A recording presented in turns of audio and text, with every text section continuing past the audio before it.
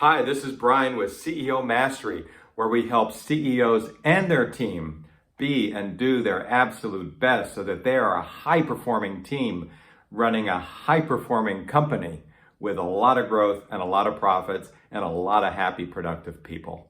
I want to talk with you on that subject, actually, about culture. I wrote a couple of longish kind of posts, short articles, if you will, over the last week or 2 weeks, actually. And I want to just encapsulate that in this video. There's 3 things I want to share with you. 1, culture is super powerful. It's your secret weapon.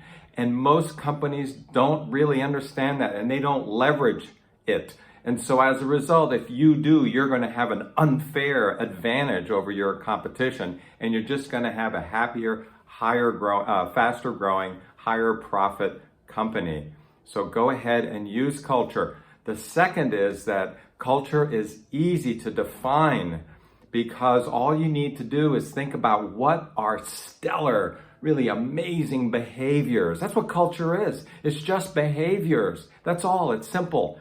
You basically are defining how you want people to behave in your business. And those behaviors are essentially the manifestation of values. And what are values? Values are just what's important to us. And you could write your culture statement like that. What's important to us? It's important that we go the extra mile. Then, to make people understand that, as an example, you write the behaviors. When a client calls after hours, do you answer the phone or blow them off until tomorrow? No, you answer the phone and you do what you can to help them, and so forth.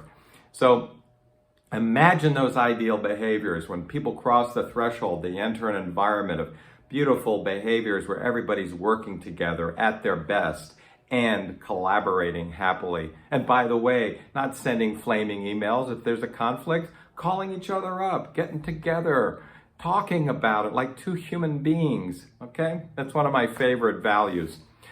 Now, the third point is, great, now you've defined it. How do you inculcate it? How do you create it as a reality in your business? And the simple answer is by modeling and repetition, calling attention to it, focusing on it, shining the light on it. It's just about that. Make it real. Bring it to life. You and your senior team, and eventually everybody, needs to be modeling it, behaving in that way. You can also hire for culture. If you use our Hire Right system, one of the criteria, or several, will be cultural criteria, values. You'll be interviewing for that.